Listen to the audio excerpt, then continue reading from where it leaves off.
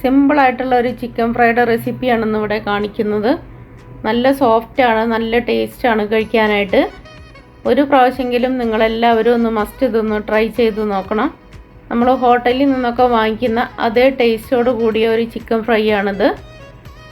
ഒത്തിരി സാധനങ്ങളോ ഒത്തിരി മസാലകളൊന്നും ഇതിലോട്ട് ആവശ്യമില്ല. വളരെ പെട്ടെന്ന് ഉണ്ടാക്കിയെടുക്കാനും പറ്റും.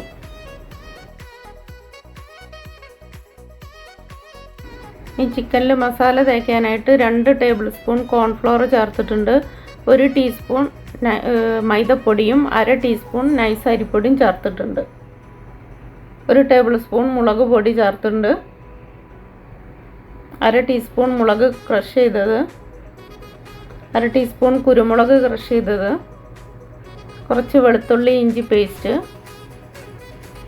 ആവശ്യത്തിനുള്ള ഉപ്പ്, കുറച്ച് ചെറുനാരങ്ങ നീര് കൂടി ഒഴിച്ചു കൊടുക്കുന്നുണ്ട്. ഈ ചിക്കൻ്റെ അളവ് നിങ്ങൾ അതിനനുസരിച്ചിട്ട് കൂടുന്നതിനനുസരിച്ചിട്ട് ഇതിൻ്റെ അളവും കൂട്ടി കൊടുക്കണം. പിന്നെ കുറച്ച് കറിവേപ്പില കൂടി ഇട്ട് കൊടുത്തിട്ടുണ്ട്.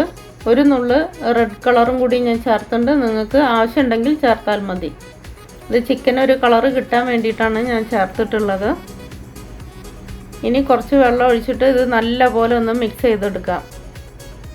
ആദ്യം തന്നെ ഒത്തിരി വെള്ളം ഒഴിച്ചു കൊടുക്കരുത്. ചിക്കൻ്റെ മേലെ ഒരു കോട്ടിങ് പിടിക്കാനായിട്ടാണിത്. അധികം വെള്ളം ചേർക്കാതെ കുഴച്ചെടുക്കണം. ഇപ്പം നല്ല പോലെ മിക്സ് ചെയ്ത് എടുത്തിട്ടുണ്ട്. അതിലേക്ക് ചിക്കനെല്ലാം ഇട്ട് കൊടുക്കാം. എല്ലില്ലാത്ത ചിക്കൻ നിങ്ങളെടുത്തുണ്ടെങ്കിൽ അതായിരിക്കും കുറച്ചും കൂടി നല്ലത്. ഞാനിപ്പോൾ എടുത്തിട്ടുള്ളത് എല്ലോട് കൂടിയാണ്. നല്ല പോലെ മിക്സ് ചെയ്ത് ഇതെല്ലാം ഇതിൻ്റെ മുകളിലാവുന്ന വിധത്തിൽ വേണം മിക്സ് ചെയ്തെടുക്കാനായിട്ട്. ഞാൻ കുറച്ച് ഉപ്പ് കൂടി ഇട്ട് കൊടുത്തിട്ടുണ്ട്. നിങ്ങൾക്ക് ഉപ്പിൻ്റെ കുറവുണ്ടെങ്കിൽ ആ സമയത്ത് നോക്കിയിട്ട് ഇട്ട് കൊടുക്കാവുന്നതാണ്.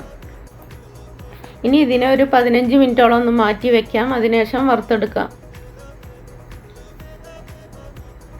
അത് വറുത്തെടുക്കാനായിട്ടൊരു ഇരുമ്പിൻ്റെ ചീനച്ചട്ടിയാണ് വെച്ചിട്ടുള്ളത്. അതിലേക്ക് ഓയിൽ ഒഴിച്ചു കൊടുക്കാം. ഓയിൽ ചൂടായി വരുമ്പോൾ ചിക്കൻ ഓരോന്നായിട്ട് ഇട്ട് കൊടുക്കാം. എല്ലാം കൂടി ഒരുമിച്ച് ഇട്ട് കൊടുക്കരുത്. ഒരുമിച്ച് ഇട്ട് കൊടുത്തു കഴിഞ്ഞാൽ എല്ലാം കൂടി ഒരുമിച്ച് കട്ട പിടിച്ച് കിടക്കും. അപ്പോൾ വെന്ത് കിട്ടാൻ പാടാണ്. അപ്പോൾ ഓരോന്ന് ഇട്ട് കൊടുക്കുക. ഒത്തിരി ഓയിൽ ഒഴിച്ചു കൊടുത്തിട്ട് വറുത്തെടുക്കേണ്ട ആവശ്യമില്ല. വളരെ കുറച്ച് ഓയിൽ തന്നെ ഒഴിച്ചു കൊടുത്താൽ മതി. ഈ ചിക്കൻ്റെ മേലൊന്നും ഒത്തിരി അങ്ങനെ എണ്ണ ഒന്നും പിടിക്കില്ല. ഇടയ്ക്കിടയ്ക്ക് ഒന്ന് തിരിച്ചും മറിച്ചും ഇട്ട് കൊടുത്തിട്ട് വേവിച്ചെടുക്കാം. ഒത്തിരി അങ്ങോട്ട് ഹാർഡാക്കി കളയരുത് വറുത്തിട്ട്. അപ്പോൾ നമ്മളിത് കഴിക്കുന്ന സമയത്ത് ഭയങ്കര ഹാർഡായിട്ടിരിക്കും, സോഫ്റ്റ് കിട്ടില്ല.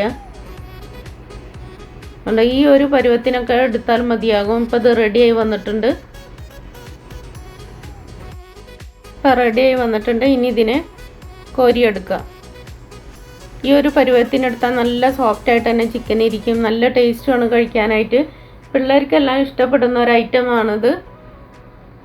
എല്ലാവരും ഒന്ന് മസ്റ്റ് ട്രൈ ചെയ്ത് നോക്കണം.